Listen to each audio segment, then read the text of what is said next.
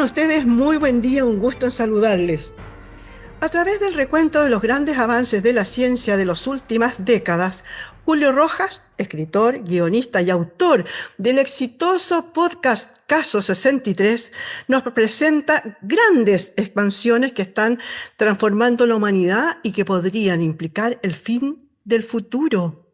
Va a ocurrir con la revolución tecnológica y con esa tecnología y cómo esa tecnología impacta en nuestra vida de hoy. Vamos a conversar con el autor del Fin del Futuro, Julio Rojas, un premiado autor chileno, escritor, guionista, editor de historias y consultor en múltiples series de televisión, largometrajes y audioseries. ¿Cómo estás tú? Un gusto recibirte, es un honor en realidad. ¿Cómo estás? Buen día. Mira, mucho gusto y muchas gracias por invitarme a tu programa. Oye, Julio, a ver, ¿cómo es esto de... A ver, no, partamos primero Sí, por ti. Comentemos un poco de ti. ¿Quién eres tú? Tú eres un escritor. ¿Cómo partiste escribiendo? ¿Cómo empezaste a hacer tus guiones? Porque has hecho claro. cosas exitosísimas, ¿no? Como, por ejemplo, algunos guiones para películas. Sí, bueno, yo empecé hace mucho tiempo escribiendo películas, guiones de películas. La primera que escribí se llamó Sábado, que era una película que tenía un solo plano y que le fue muy bien en festivales internacionales y la dirigió Matías Vice. Y de ahí en adelante empecé a ser el guionista del director Matías Vice y de otros directores. También escribí una película que se llamaba Mi Mejor Enemigo. Es, eh, Escribí también... bueno, y El verano de los peces voladores con Marcela Said. He escrito varias películas, pero nunca había explorado el formato de la audioficción. Y cuando vino la pandemia, estaba en... y tengo una pequeña cabaña en la montaña de la cordillera de la costa, y estaba ahí y me gustaba mucho la ciencia ficción. Siempre había escrito ciencia ficción, pero para mis amigos y para mí, para un círculo muy pequeño, pero nunca imaginé que podía escribir ciencia ficción. Yo había escrito sí una novela histórica en Random House que se llama El visitante extranjero, sobre una novela de ciencia histórica, eh, usando lo que yo sabía de odontología forense. Esa era mi única observación que tenía que ver con la ciencia, pero no la ciencia ficción que me encantaba. Y ahí escribí Caso 63. Y de ahí en adelante me empecé a dedicar solamente a escribir cosas que tenían que ver con anticipación y ciencia ficción como lo que estoy haciendo hasta ahora. Oye, qué bien, qué bonito. Tú dices que pasaste hace tiempo. ¿Cuánto tiempo y cómo partiste en realidad? Porque escribir, ¿tú eres periodista? No, yo soy dentista, imagínate. Yo soy Mira, odontólogo. o sea, en odontología no te enseñaron jamás a escribir nada. No, Ni- pero me ni- enseñaron buenas historias y de hecho la primera novela que hice es de un dentista, un dentista forense, el primero en América en 1889 en Valparaíso, que empieza a descubrir usar mediante la ciencia, esta nueva revolución que era la ciencia intuitiva, la ciencia policial, empezar a descubrir pistas. Así que era un thriller. Ahí ocupé ser dentista. Oye, pero a ti en la universidad no te enseñaron ni siquiera a escribir bien una receta. No, Entonces, nada. Pero, pero eso pero venía ¿cómo, del colegio. Eso pero venía, cómo te hiciste, sí, yo siempre, escritor? siempre escribí yo creo que desde primero medio y ya alcancé como realmente mi pasión de escribir en tercero medio con un profesor que todavía está vivo y que se llama el profesor Manuel Jara, que me enseñó mucho a disfrutar el boom latinoamericano, las buenas novelas, buena literatura. Nos exigía mucho y me encantó escribir y siempre escribí. Y siempre escribí mucho todos los días. Yo tenía una máquina Remington de mi padre y siempre escribí. Y luego, por un tema de la vida que me gustaba, me fui a hacer odontología, pero yo llegaba de la universidad a escribir y siempre escribí. Tenía un diario mural en la Facultad de Odontología de la Universidad de Chile que era de literatura. Siempre estuve ahí en el mundo desde la universidad, el mundo literario.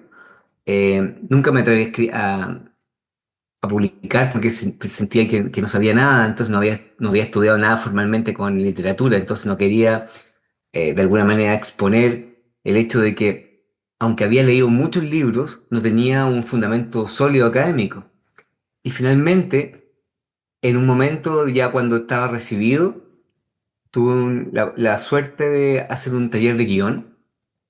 Hice un taller también de literatura con la Pía Barros y luego ahí en adelante ahí me largué. Oye, hay varios que han salido del alero, bajo el alero de la Pía Barrios, ¿no? Sí, claro que sí. Sí, hay varios escritores. Estaba con la Lluvia Yes en ese taller, claro. Ya. Oye, sí, porque a ver, yo lo que encuentro es que es difícil, una es escribir, ¿no? Pero otra cosa es escribir guiones, escribir para podcast, escribir para novela, escribir para novela ficción, para futurología, etcétera. ¿Cómo te las hiciste para ver los formatos? Porque en un guión, por ejemplo, necesitas un cierto Sí. tiempo, un guión para película no es lo mismo que para una teleserie. ¿Cómo te las arreglaste con eso? Bueno, lo primero es que no forcé si tenía alguna historia, primero era la historia y la historia mandaba el formato. Entonces, de alguna manera, no es que trataba de poner una historia y encajarla en un formato, sino que la misma historia naturalmente, hay historias que naturalmente son mejor para escuchar, para cerrar los ojos y escuchar como en una audioficción. Por ejemplo, las conversaciones íntimas, donde no hay mucho movimiento, pero sí hay mucho concepto, es mucho mejor escucharlas. Reflexiones filosóficas, reflexiones científicas, como me gusta a mí, el libro funciona mejor. Pero, y claro, y el largometraje, como es ya los pantalones largos de la ficción audiovisual, me formé en eso, entonces me sentía muy, muy a gusto en eso. Ahora también ahora hice una serie en Apple que se llama Familia Medianoche, con un gran guionista llamado Gibran Portela en México y, y nos fue muy bien. Y ese es otro formato, que es formato de serie audiovisual de 8 capítulos. Claro. Así que sí, como tú dices, he tenido la suerte, un poco desde la irresponsabilidad de no saber cuando alguno se mete. Y Oye, ahí uno va comprendiendo. qué bien, bueno, pero además decir que muchas veces, no sé cuál es el caso tuyo, pero muchas veces este tipo de guiones, por ejemplo, no lo trabaja una sola persona, sino que son varias personas las que están funcionando. Hay uno que hace cabeza a lo mejor, pero el resto, Exacto. ¿no? Sí, Y uno puede ir aprendiendo del otro, ¿no es cierto? De todas exacto. las opiniones que hay por ahí. Exacto. Mira, a lo menos un formato es el colectivo, que es la serie audiovisual de streaming de plataforma, y Ujú. ahí hay una mesa guión, y ahí, por ejemplo, hice la adaptación de mi primera novela para una plataforma llamada VIX, donde yo fui el jefe de la mesa de guión, la cabeza de guión, pero había un showrunner que es el que maneja todo, y luego un director. Pero claro, eso es colectivo. Y el reto es más solitario, ¿ah? En las audioficciones, escribir Caso 23 la escribí solo. Mi novela la escribo solo. Y, eh, pero en series no, pues en series se hace más Claro. colectivo, como tú dices. Oye, vámonos ahora a lo último que estás haciendo, tanto el podcast como esta novela. Para hacer esta novela y para ver el tema del Sí, futuro, me imagino que tienes que haber investigado mucho, porque hay que dejar en claro que muchas de esas cosas, o si no la gran mayoría, digamos el 100%, son verdaderas, son cosas que están sucediendo hoy día. Cuéntame, ¿cómo lo estás haciendo con Mm. eso? Ya, bueno, a ver, vamos a remontarnos a la época donde estudiaba ontología. Mi memoria, mi tesis de grado fue la creación de un sistema informático experto, una especie de pre-inteligencia artificial para diagnosticar cosas en la cara, que era rarísimo. Entonces siempre me ha gustado la intersección entre ciencia y tecnología de alguna manera. Soy súper nerd. Entonces, y luego he seguido y tengo un cuaderno y tengo páginas de anotaciones para hacer porque a mí me gusta la ciencia ficción, que si uno se detiene en una frase y la puede buscar, es real. No es una invención completa del autor. Entonces, como tenía mucha información para escribir novela de ciencia ficción, Este último libro lo que hice fue, voy a tomar todo lo que he investigado, que no ocupé la novela, pero que eran los datos reales para hacer una especie de conglomerado, porque esta no es de ficción, esta es un ensayo sobre el futuro. Entonces lo que hice fue, tomé toda esa información y la proyecté al futuro. Entonces es información, como tú dices, con muchas fuentes. Al final del libro es como, eran como 100 papers y fuentes y finalmente la reducimos a 50, pero sí, cada cosa que hay ahí tiene un fundamento, aunque parezca de mentira. Y ese fundamento es verdadero, es científico, digamos, es comprobable, es lo que Sí, está pasando, completamente, y lo que científico. está pasando hoy día, y es la proyección de lo que viene. Sí, sí, por ejemplo, te pongo un ejemplo. Hay a ver, la, fil- la novela, no la novela, el libro lo tengo acá, que se llama El fin del futuro, ahí está el fin, Ujú. ¿ya? Que tiene una estética retrofutura. Lo que sigue es una línea podríamos llamar una evolución extraña, que es lo siguiente, cuando los homínidos y los primates no pueden, por ejemplo, sacar un insecto de un árbol para comer, toman un palo y lo meten en el árbol. Eso lo hacen los homínidos y los primates, lo cual es muy revolucionario, porque finalmente lo que es una extensión de nuestra biología en algo Claro. que no pertenece a nuestro cuerpo, pero sí, pero realmente, conceptualmente sí pertenece. Es una prolongación de nuestra mano. Claro, como el A esa ejemplo, prolongación, perdona, es como se me viene a la cabeza en este momento el ejemplo del oso hormiguero, ¿no? Que hace por que, supuesto, claro, y que las hormigas salen y por lo tanto entonces él las puede agarrar ahí a la salida. exacto, pero eso es biología pura. Cuando tú tomas un palo, si por ejemplo hay ciertos moluscos y ciertas especies marinas que no tienen caparazón y ocupan algo como protección, que no les pertenece. Entonces, mira, aquí hay una clave, es algo que no le pertenece a la biología, Ujú. que es usado para una especie de amplificación o proyección de la biología hacia el exterior. Y eso yo lo llamo un tecnosoma. Un tecnosoma es un palo, un tecnosoma es una piedra que sirve para romper un coco, o Claro. un tecnosoma, o esto es un tecnosoma que es un anteojo que sirve para prolongar la vista. Y Ujú. si tú te fijas, todo lo que está pasando y todo lo que ha pasado en la historia de la tecnología tiene que ver con tecnologías de amplificación del cuerpo humano. Pero llegó un momento que es bien especial, que es el momento del fin del futuro, donde estos tecnosomas dejan de ser pequeñas amplificaciones y al chocar entre sí se convierten en algo más. Y por ejemplo, el tecnosoma de la mente es una inteligencia artificial. El tecnosoma del cuerpo completo externalizado es un robot. El tecnosoma de poder como mirar a través de los ojos es el telescopio James Webb, que te fijas que son prolongaciones naturales del ser humano, pero a mil. Y entonces lo que yo hago es, hago un recuento de todos los tecnosomas que se aproximan, cómo van a chocar y qué podría suceder en el futuro. Cosas buenas, por supuesto, y cosas malas, sin duda. Eh, así que están las dos. Oye, en este periodo de cambios tecnológicos que son como súper radicales, digamos, y que van a transformar nuestra experiencia, Mm. ¿tú entiendes el tema de la expansión del cuerpo, como dices tú, la expansión de la mente, de la conciencia, de la realidad? ¿Cómo estamos hoy día Mm. respecto de la conciencia que tenemos de lo que estaba sucediendo hoy? Bueno, yo creo que a ver, siempre han existido brechas culturales, por supuesto, culturales, por supuesto, económicas, grandes brechas. Somos una especie que está escindida en una élite y el resto. Lo que hace esta disrupción tecnológica, que no solamente la inteligencia artificial, ¿ah? Es edición génica, es nanotecnología, son ciencias del comportamiento, todo mezclado, que vamos a llamar esa bola, esta disrupción tecnológica, es que se acrecientan las brechas y va a tal velocidad que la gente que no se sube al tren no se va a poder subir al tren y va a quedar afuera. Por ejemplo, ya ahora, ya hay gente que podríamos llamar cognitivamente mejorados porque saben manejar muchas inteligencias artificiales al mismo tiempo. Entonces, el trabajo que antes tardaba meses, lo hace en un día. Y empieza a prescindir del factor humano. Y, y esa persona, o por ejemplo, imagínate lo que puede pasar en 2 años más.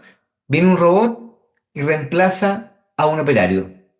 El robot que reemplaza al operario es eficiente, no se va a dormir, no tiene licencia psiquiátrica, no tiene nada. Entonces, en una lógica tecnocapitalista feroz y depredadora, al dueño de la compañía le conviene el robot. El problema es qué pasa con el humano. Y esos son problemas que nos vamos a enfrentar violentamente cuando no uno, sino millones de personas sean desplazados por la tecnología. A la vez, la misma tecnocracia dice, comprende el problema, comprende que puede haber una crisis social y dice, la solución podría ser un sueldo universal o hacer gravámenes a los robots. Bueno, y ahí comienza un mundo como de ciencia ficción. Un mundo de ciencia ficción que uno pensaba que podía venir en 50 o 100 años más, pero puede que se aproxime a 10 años más, a 5 años más. Ya, y tú me preguntabas sobre un ejemplo. Aquí hay un ejemplo súper simple. Viene con fuerza desde el próximo año, por ejemplo. Te voy a decir un ejemplo súper doméstico. Los smart glasses, los anteojos inteligentes. Los anteojos inteligentes lo que están haciendo es tratar de evitar que uno use esto, la tecnología. Esto no es un buen tecnosoma porque no hay rectángulos en nuestro cuerpo. Esto no tiene que ver con una prolongación de nuestro cuerpo. Esto es mucho más orgánico, la extensión directa del ojo. Por lo tanto, las llamadas telefónicas acá, las videoconferencias como la que estamos acá. Haces 2 clics, sales al sol, se oscurece. Tienes que leer en la noche, como yo leo en la noche, se regula. Pero también te metes al metaverso, ves la serie y todo lo demás. Bien. Todo eso está muy bien, pero genera algo. Los que tengan esto van a ser o van a tener una ventaja biológica comparativa contra los que no lo tengan. Porque yo voy a entrar a un bar y voy a poder ver exactamente quién es cada persona. Puedo ser más, de alguna manera, calificar mejor para un trabajo, puedo parecer más inteligente. Mira esto, Miriam. Generalmente en una interacción humana, normal, entre humano a humano, uno sabía quién era el simpático, quién era el inteligente, quién era el más o menos, quién era el inculto, quién había leído más o menos. Ok, ahora no vas a poder saber, porque si a ti te gusta una autora específica y me dices, oye Julio, ¿has escuchado hablar de, no sé, por ejemplo, la Úrsula Le Guin? Y yo no lo he escuchado, yo voy a hacer así y voy a tener La como en el información. colegio antes, el torpedo. Y voy a hablar maravillosamente bien sobre todas las obras de la Ursula Le Guin, pero no lo sé. Entonces, de alguna manera, se produce una disrupción entre quién eres y lo que estás representando. Eso es un ejemplo de miles que vienen. Oye, yo quiero volver un poquito a algo que tú dijiste antes, hace poquito rato, y es el tema de que la gente que no se suba a esta micro va a quedar fuera de Frentón, que ya no se está subiendo. Mucha gente que todavía Exacto. no entiende de qué se trata el tema de la inteligencia artificial, Mm. se usa mucho a lo mejor para cosas anecdotarias, como no sé, como hacer funas, cosas así que han salido últimamente, ¿no? Claro, claro. Pero que me recuerda un poco el tema del paso de la no computación a la computación, ¿no? Mm. Al uso del teléfono, al smartphone, al uso de un smart TV, etcétera, que hoy día la gente, hay mucha gente de ya, no sé, 70 o 60 y más, que no necesariamente sabe mucho, no entiende mucho para qué sirve incluso, ¿no? Mm. Esto me llama a retrotraer en ese momento. Pero hoy día la gente yo creo que está un poco mejor preparada, ¿o no? Es mentira. Sí, Porque de a ver, repente mi mamá, por ejemplo, podría decir, oye, ya no saben qué inventar. Pero, exacto. ¿no? ¿Cómo ves tú eso? Porque eso es fundamental. Si no nos subimos y no entendemos ahora ya a la velocidad en que va además el cambio, ¿no? Claro, mira, aquí pasan muchas cosas, porque tú mencionaste efectivamente grandes cambios tecnológicos que llegaron, pero llegaron con una especie de posibilidad de tiempo donde igual la gente, adultos mayores, tienen el smartphone y hay una manera de alguna manera se ha estabilizado y una vez sabiendo, ya no tienen que saber más porque es un tiempo de estabilización. Esto no, esto es totalmente diferente por muchas razones.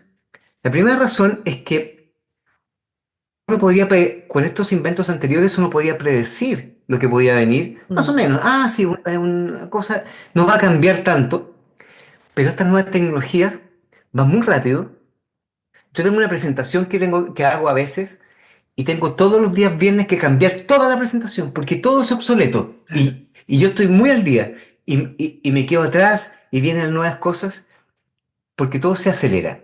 Eso, y no solamente se acelera, sino que no podemos realmente saber con certeza lo que viene. Muchos escritores de ciencia ficción Mm. optan por no escribir más allá del año 2035 porque comprenden que hay una barrera. No se puede saber lo que va a pasar. ¿Qué va a pasar cuando una inteligencia artificial, siguiendo la ciencia ficción y no tan ciencia ficción, porque hay mucha evidencia que va a suceder, la inteligencia artificial no se va a estabilizar ahora? Es una tecnología que es evolutiva, significa que cada año es más inteligente. Llega un momento que va a ser más inteligente que el más inteligente que cualquier humano, que ese es, y hay un concepto para eso, se llama la AGI, la inteligencia artificial general. Cuando yo empecé con esta investigación de IA hace 4 años, la AGI venía en el 2046. Hoy, Ujú. viernes 4 de abril, las noticias dicen que AGI puede llegar a final de año. A final de año. Oh. ¿Qué significa eso? A final de año va a haber algo más inteligente que cualquier ser humano sobre la Tierra. Y luego después de eso, un día después de eso, va a ser cada vez más inteligente porque es exponencial y muchas veces quizás no podamos comprender lo que está sucediendo. Entonces, estamos viviendo un momento de euforia tecnológica manejado por gente que nunca nos preguntó si queríamos esto y puso en nuestro ecosistema humano algo que nos va a acompañar para siempre. No se va a ir, nosotros vamos a ir, pero eso no se va a ir. Así que más vale que nos acostumbremos a la interacción con estos agentes inteligentes. O sea, en realidad no es subirse a la micro, sino que subirse a un tren de ultra, ultra, ultra velocidad, ¿no? Exacto, Claro, porque si exacto. no, ya se te pasó, ya lo pensaste mucho, no decidiste y te quedaste abajo. Oye, cuéntame en este distinguir lo real y lo artificial. ¿Cómo lo Sí. veo yo, la ciencia ficción? ¿Cómo veo yo eso en tu libro, que tú muy bien dices no es una novela? Sí, bueno, hay una sección completa que tiene que ver con el tema de la realidad y cómo las inteligencias artificiales generativas, tú sabes, cada vez son más específicas y cada vez son más fieles y va a llegar un momento que no vamos a poder, para esta reunión, antes de esta reunión tú me vas a tener que decir, Julio, antes de la reunión me puedes decir las palabras claves que yo tengo para saber si tú eres real o no. Y las Porque la clonación posible y la situación, o ni siquiera una clonación no autorizada, sino que yo me clono porque justo se me trasladó y tengo que ir al dentista, pero tenía esta conversación contigo, mando a mi clon. Claro. Entonces yo soy, claro, lo cual es eh, posible y vamos a tener que tener unos validadores de realidad. Ah, esta noticia es real, esto no es real. Durante millones de años, las especies establecieron la confianza en saber que venía un predador y que era real o era una sombra de los árboles. Pero ahora no podemos saberlo porque el predador viene y no sabemos si es verdad o no. Claro. Viste que todo finalmente esto cambia la percepción y establece nuevas, supongo, carreteras neurales. Te pongo un ejemplo. En los metaversos, desde hace algunos años, o recreaciones digitales, uno sabía que era un mono animado finalmente. Entonces uno sabía, es mentira. Pero por ejemplo, está muy de moda, y lo encuentro triste, la generación de agentes virtuales para compañía. Entonces Sí. alguien se hace un novio o una novia exactamente como quieres, como te gusta perfectamente, la cargas exactamente, lo cargas con todo lo que tú quieres. Y se establece una relación como la que estamos hablando ahora. Estaba mirando, millones de personas todas las noches se juntan a conversar con entidades artificiales. Es terrible. Eh, pero eso es un síntoma. Dejamos de escuchar tanto al otro, empezamos una dinámica tal de confrontación entre los seres humanos que lo único que uno quiere es que alguien te escuche, no te juzgue, que finalmente se establezca una comunicación horizontal. Exacto, aunque no sea verdadera, ¿no? Exacto. Exactamente, que por ahí, bueno, oye, perdona, pero se nos está terminando el tiempo. Julio, tú escribiste en La vida de los peces, Sí. estuviste en La memoria del agua, has hecho novelas, cualquier cantidad, etcétera. ¿Qué se viene ahora? Bueno, lo que estoy haciendo es tengo una novela que está a punto de publicarse también en Random, yo creo que a final de año, ¿Ya? que son conversaciones, y ahora quiero algo súper humano, entonces son conversaciones humanas, ahora es ficción, sobre esta crisis esta sensación que estamos viviendo. Estamos viviendo una sensación de borde. Yo creo que todos lo estamos sintiendo. Está este caballero que es un villano de cómic ahí a cargo del mundo, muchos villanos a cargo del mundo. Entonces, es como en los momentos de crisis la humanidad los vínculos finalmente son nuestro último bastión, y se llama Conversaciones sobre el fin del mundo, y son historias sobre eso.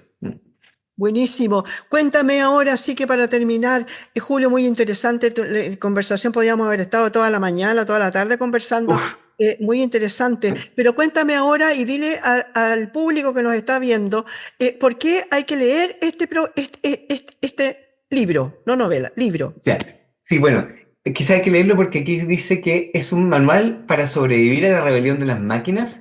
En el fondo es, si no puedes subirte a este ferrocarril, a lo menos comprende que hay ferrocarriles que están partiendo, qué es lo que viene, y que no nos pille desprevenidos porque vienen cambios, y estos cambios pueden ser buenos o malos, pero uno tiene que saberlo. Hay momentos en la historia humana donde uno podría decir, no quiero saber, pero es necesario saber ahora. Muchas gracias, Julio, por haber estado hoy día con nosotros presentándonos tu libro El fin del futuro. Gracias, muchas gracias, Miriam. Un placer hablar contigo. Pero igualmente para mí fue realmente un placer y podíamos haber estado en realidad mucho rato Sí, conversando sobre el tema, sobre la soledad de las personas, de cómo vamos cada vez más estando cada vez más solos, pero autosuficientes a lo mejor por toda esta tecnología que tenemos a la mano. Conversamos hoy sí. día con el autor de El fin del futuro, Julio Rojas, un premiado autor chileno, escritor, guionista, editor de historia, consultor en múltiples series de televisión, largometrajes y audioseries. Muchas gracias a don Julio Rojas por haber estado hoy día con nosotros y muchas gracias a ustedes, señoras y señores, por haber estado hoy día con nosotros en este punto de encuentro.